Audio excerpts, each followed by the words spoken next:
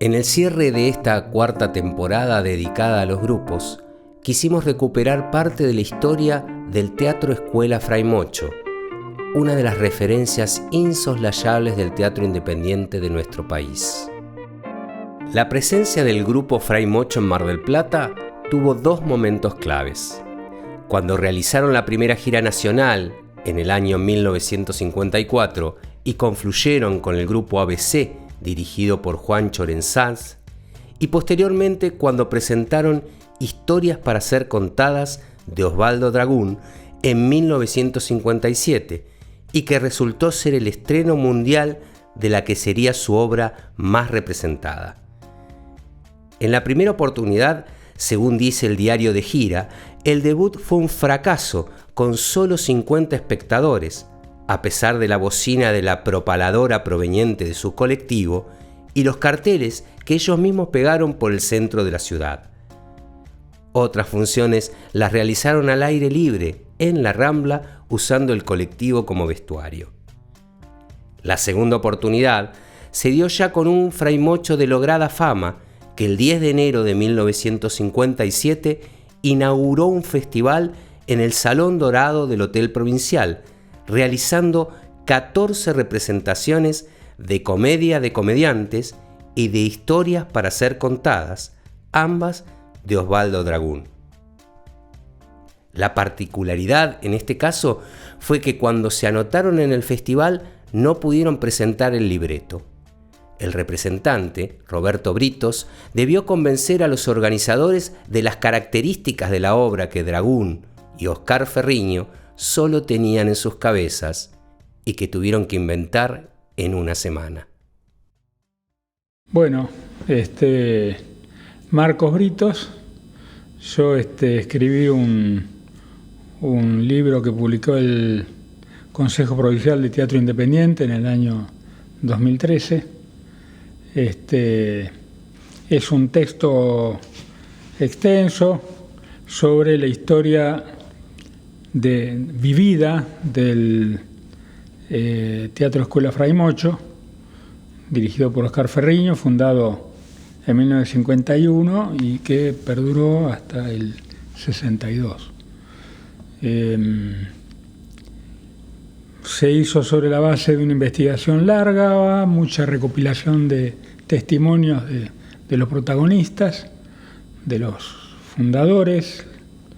Lamentablemente, cuando empecé ese trabajo, Oscar Ferriño ya había fallecido, Oscar Ferriño padre, ya había fallecido, así que con él no pude entrevistarme, pero hay varias entrevistas de él en distintos lugares.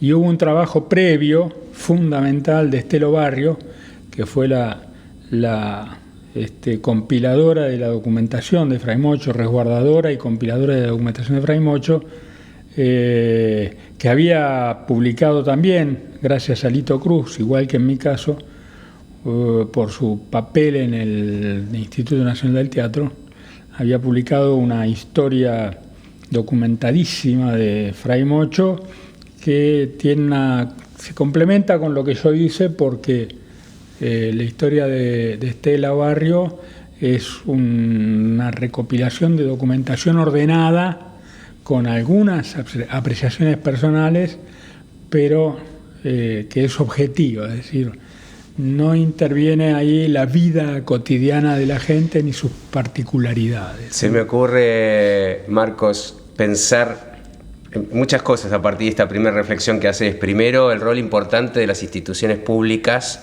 las del Estado y de quienes las motorizan, ¿no? Porque en este caso las dos publicaciones obedecen al apoyo y al fomento del Instituto Nacional del Teatro en el primer caso y del Consejo Provincial de Teatro Independiente en el segundo caso. No hubiera sido posible. Es absolutamente... Las dos publicaciones son publicaciones muy grandes, la de Estela mucho más extensa. La mía terminó siendo 600 páginas y la de Estela hubieran sido 2 tomos de 400 páginas tranquilamente, o 500, porque eso no tiene forma de venderse en términos privados. Claro. No hay empresa privada que banque eso. No hay un interés comercial ni en la publicación ni en la venta posterior, ¿no? Hubieran sido carísimos. Claro. Para adquirir eso hubiera sido un precio inaccesible. Estela Barrio hace un raconto, como vos bien decías, muy riguroso, casi con ese rigor científico, obsesivo, ¿no? Obsesivo, y deja un documento muy valioso. Ella forma parte del grupo Fray Mocho desde los comienzos.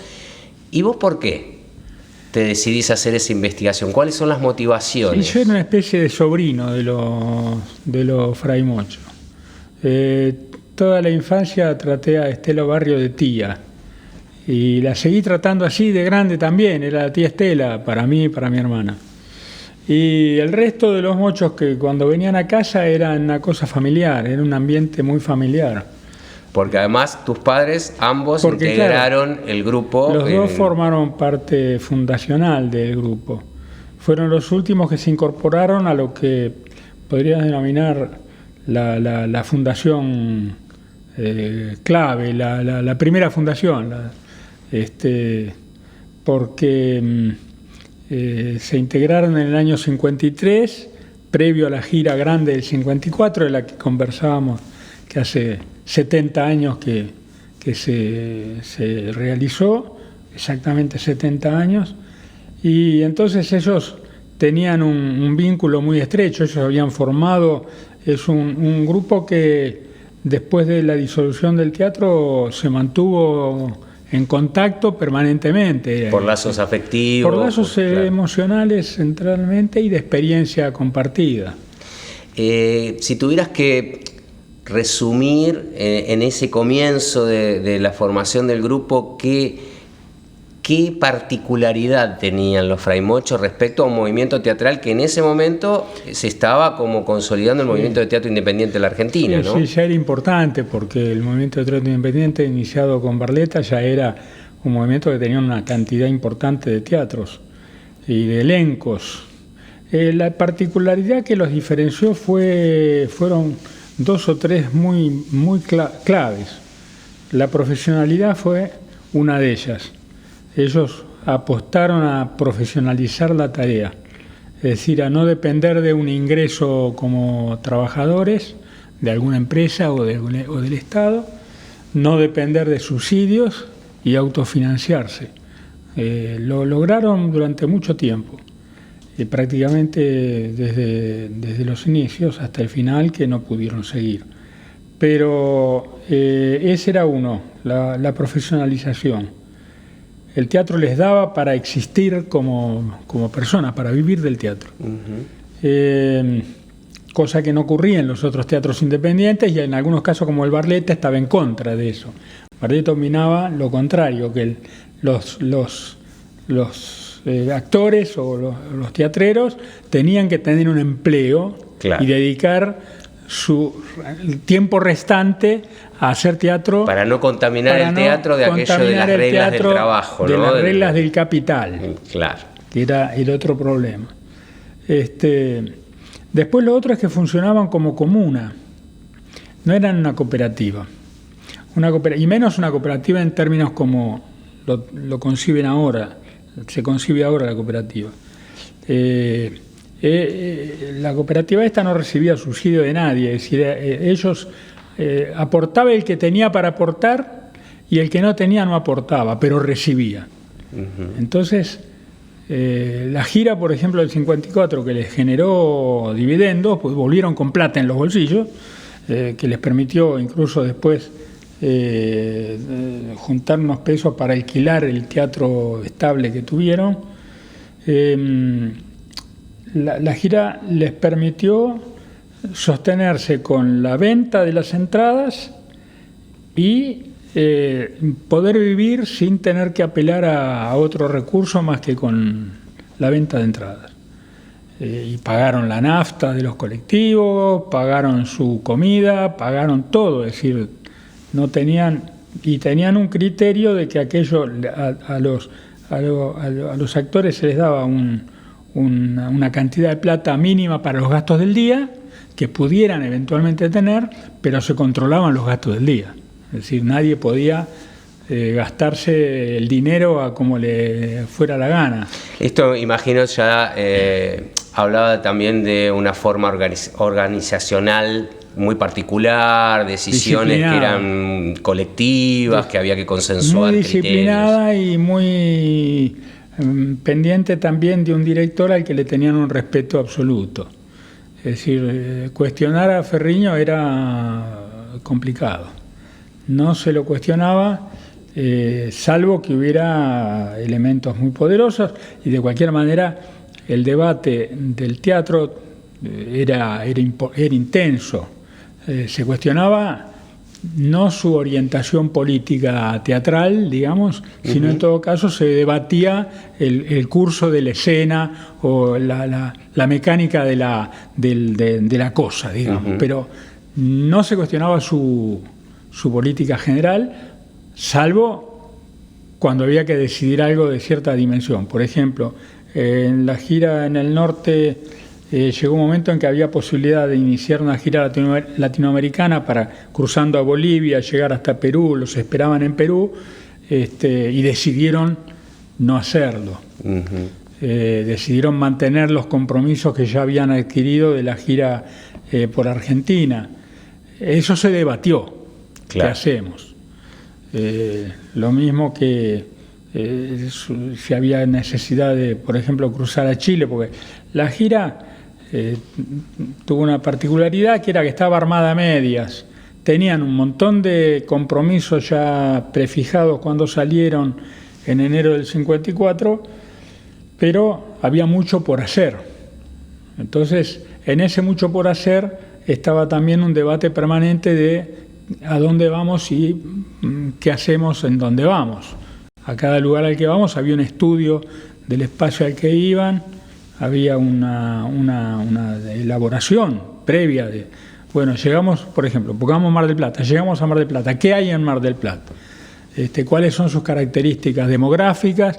¿Cuáles son sus características culturales? ¿Cuáles son sus características económicas? Bueno, en base a eso se hacía un análisis de qué cosas se ponía, que llevaban 8 o 10 puestas posibles, y entonces ese era el repertorio probable y se adaptaba a cada necesidad. Y entonces se adaptaba el repertorio a la situación del lugar. ¿Y esa tarea, quién la emprendía? ¿Previamente había alguien encargado de recabar esa información? Porque digo, estamos hablando de tiempos donde era muy difícil contar con esa información. Claro, había comisiones, ellos armaban una comisión para cada uno de esos temas, armaban una comisión, esa comisión se encargaba de recopilar información.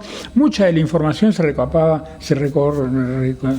en el momento de llegar, porque no había de otra manera. Claro. Es decir, no era la época del celular ni del teléfono siquiera, era una cosa donde se manejaba mucho la correspondencia y el telégrafo, más que otra mecánica. El teléfono era complicadísimo, era caro además, y era muy escaso, no había limitado, teléfonos. Claro. Había telégrafo en el correo y carta, a poste restante.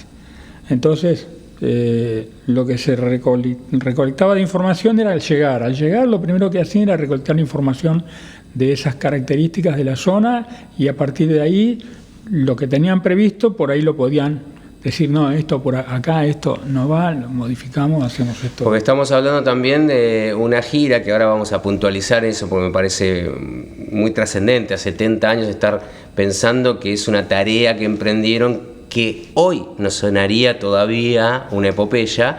Imagino que 70 años atrás, la escasez de recursos, de comunicaciones, la transitabilidad por el país era muy limitada, y además tenían este objetivo de llegar a pequeñas poblaciones, no solo a las ciudades ya más consolidadas. Sí, ¿no? Pequeñas poblaciones, pero que eran caseríos o no existían como población. Era, por ejemplo, un almacén de campo. Cuando estrenaron en Saladillo los casos de Juan el Zorro, lo hicieron en un almacén de campo. Yo estuve ahí después, muchos años después, recabando información, y me encontré con la que había sido la hija, que había estado presente, del dueño del lugar donde se había hecho la escena. Me mostró el lugar donde se había hecho la escena, y era, todavía hoy, es campo Claro. Absoluto. Hoy está el almacén está abandonado, pero está el edificio, hay 3 o 4 casas alrededor y es eso. Y la nada misma. Y la nada misma. Entonces se avisaba para que el almacén pusiera un cartel, avisaran antes, había un grupo de gente que avisaba que venía el teatro, y el teatro aparecía como una cosa insólita. Una rareza en medio para los paisanos de la zona, para la gente de campo de la zona.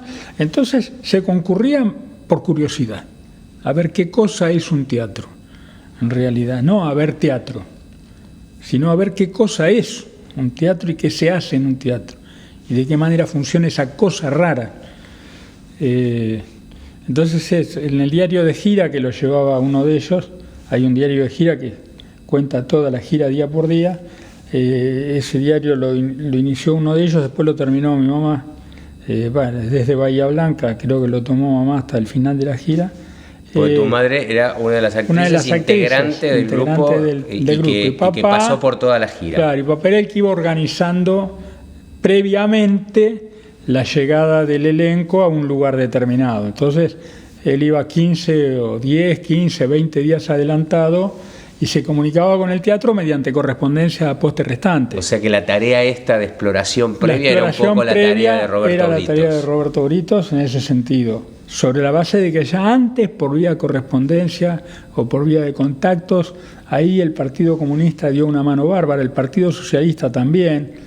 Ellos tenían sus vínculos políticos por ese lado, radicales también, no peronistas, porque ahí también hay una cuestión en donde el teatro tenía una dificultad importante porque ellos eran oposición al gobierno de Juan Perón, claro, del segundo gobierno, en una época muy complicada, porque estamos viendo el último periodo del gobierno peronista, cuando ya el golpe se les viene encima. Entonces tenían que ir haciendo un equilibrio muy fino también políticamente, porque llegaba el teatro, un teatro que empezó a ser muy conocido, y llegaba el teatro y lo recibía el gobernador, lo recibía el intendente, lo recibían concejales, era una presencia de cierta dimensión, después de que empezó la gira, no al principio, pero ya al final sí, tuvieron mucha, incluso asistencia de gente de buena voluntad que incluso ocupaba lugares de gobierno, oficialistas. Pero bueno, entonces cuando ellos llegan al lugar, mi viejo se tiene que empapar un poco de todo, del espacio político, del económico, del social, del cultural, y avisa, bueno, vamos, y logra hacer algunas conexiones. Siempre iba a los periódicos. El primer lugar que visitaba era el diario del pueblo, claro, el diario de la zona, o la propaladora, porque además los medios de comunicación eran la propaladora de la noticias, plaza, claro, las noticias. ¿Quién armaba la noticia de la radio abierta, como era en esa época? En las plazas estaba la propaladora y se pasaban noticias, información, lo que sea. Bueno, esa gente era la que conocía quién escribía en el pueblo, quién pintaba, quién hacía poesía, el poeta del pueblo. Entonces iban buscando por ese lado primero, y si tenían a alguien, si ya tenían a alguien previo, tenían una ayudita, digamos, porque conocían a alguien. Pero si no, tenían que descubrirlo. Por ejemplo, cuando llegaron a Lobería, estaba ahí el personaje de Lobería, que era el escritor, que no me acuerdo ahora, se me acaba de borrar de la cabeza el nombre. Pero él los esperó en una motito, sabiendo más o menos aproximadamente qué día iban a llegar y más o menos a qué hora iba a pasar por tal lugar. Se fue con la moto a esperarlos en el cruce de tal camino, y cuando llegó el colectivo, entonces a ver el tiempo que estuvo esperando ese hombre ahí, los escoltó, él decía, los escolté con la moto para decirles a dónde había que ir. Hiciste el comentario al pasar del colectivo y tendríamos que hacer esa referencia también, ¿no? Que gran parte de la gira la hicieron en un colectivo alquilado con un chofer y sí, que ahí vivían, comían y se trasladaban. 3 colectivos. Alquilaron un colectivo en Buenos Aires, que es con el que llegaron a Mar del Plata y hasta Bahía Blanca. Ese señor tuvo que volverse a Buenos Aires y entonces en Bahía Blanca alquilaron otro colectivo, que era de un catamarqueño que lo llevó hasta Bariloche. Y después viajaron para Chile, que ahí hicieron todo un viaje en barquitos por el lago donde salieron de Villa Langostura y cruzaron a Bariloche, a Chile por los lagos, y después el viaje en Chile lo hicieron en tren, porque no había carreteras prácticamente. Entonces lo hicieron todo en tren, compartiendo los vagones ellos contaban con la gente del pueblo, con los campesinos, con la gente, porque eran trenes muy populares, llenos de animales, de cabras, de gallinas que viajaban con los campesinos. Y después volvieron a alquilar un colectivo en Mendoza, y con ese colectivo de Mendoza volvieron a hacer terminaron la gira con un colectivo alquilado en Mendoza. Estamos hablando para ponerlo en números, sí. ¿Cuántos días, cuántos kilómetros, cuántas provincias? Fue prácticamente el año entero, sin volver a Buenos Aires, hicieron 18.000 kilómetros en total. Es decir, fue una cantidad importante. Y también lo pensaron mucho en el término de bultos, porque ellos tenían una forma de presentar el cuadro escénico en el que no requerían prácticamente escenografía. Me gustaría que hiciéramos una referencia a eso, porque me parece que al comienzo vos hablabas del profesionalismo, hablabas de un modo de organizarse como comuna, pero también me parece que vino a aportar una estética diferente, sí, ¿no? En ese momento, de vanguardia para lo que era el teatro que se estaba haciendo. Porque eso lo trajo Ferriño de Francia, después de haber tenido la experiencia en Francia con los jóvenes de Rennes.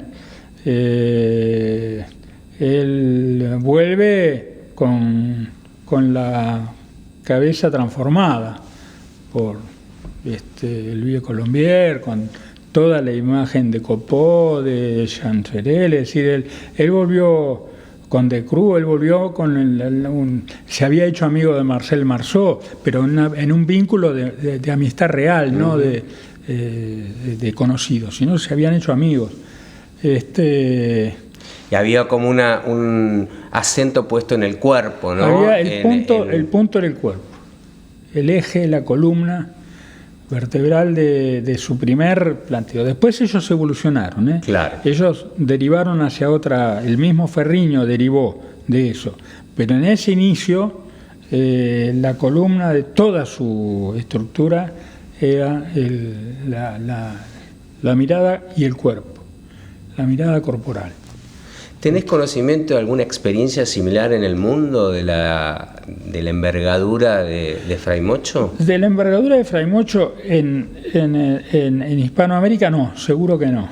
Lo más parecido podría ser lo que hizo Lorca con la barraca. Claro. Sin embargo, no tiene la dimensión, porque no son 18.000 kilómetros, es decir, claro. Podría haber sucedido en la Rusia y la Unión Soviética algún grupo que desconocemos, el periodo revolucionario, cuando iban los grupos teatrales a expandir la revolución, y entonces, qué sé yo, andás a ver si ha habido algún grupo que hizo algo parecido. Pero en Hispanoamérica seguro que no. Hispanoamérica, digo, es decir, en España y toda América Latina. Y ni antes, ni sé si hubo después, porque después hubo experiencias que tomaron mucho de esta cosa de Fray Mocho dejó un tendal de gente diciendo, uy, qué lindo sería hacer esto. El problema, lo dicen algunos de los entrevistados que no eran del Fray Mocho, sino los espectadores interesados, porque eran teatreros viejos también, dice, todos quedábamos enloquecidos con las giras que hacía Fray Mocho, pero no podíamos, dice. No teníamos esa mística o no teníamos esa fuerza de organización, no teníamos esa constancia. Y un dato que tampoco hemos referido y me parece sumamente interesante es la edad de esta gente. Muy joven, ¿no? Gente muy joven, porque estamos hablando de que el más viejo tenía 30 años y le decían el viejo, y era un muchacho de 30 años que era Panelo. Y después era gente que tenía 20, 22, 23. Tus primeros recuerdos del teatro están íntimamente vinculados al Fray Mocho. Están íntimamente vinculados, pero más por el lado de lo familiar, de las reuniones, de los encuentros de amigos, de mis viejos, de ser parte de una reunión media loca en donde todo se contaba, escuchar anécdotas muy divertidas y escuchar carcajadas a los gritos, y otras discusiones también por ahí, porque se armaban peleas de porque vos dijiste, vos no dijiste, y se podían armar. Pero también de dormir en un Moisés en los camarines de algún teatro. Bueno, eso seguramente, sí, eso sin duda, claro. En la panza de mamá, yo estaba en la panza de mi vieja y mi vieja estaba actuando. Entonces, qué sé yo, esa puede ser que haya algo que haya quedado ahí, pero eso es imposible de precisarlo. El lema del Fray Mocho y el título de tu libro es Todo lo hermoso es posible. Todo lo hermoso es posible.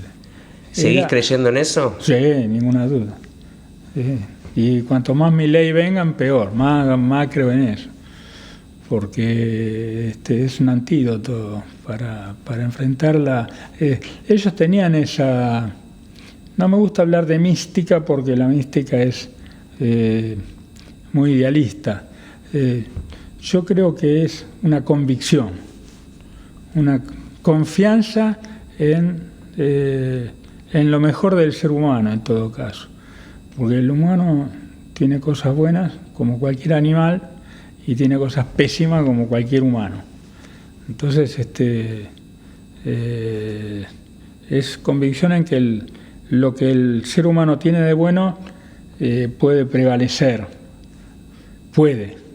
No está escrito que sea así. Pero y el teatro es un canal posible para eso. Y el teatro es una herramienta clave para mí, porque indudablemente es una vinculación donde, lo dice también otro de los entrevistados allí, en las entrevistas que hice,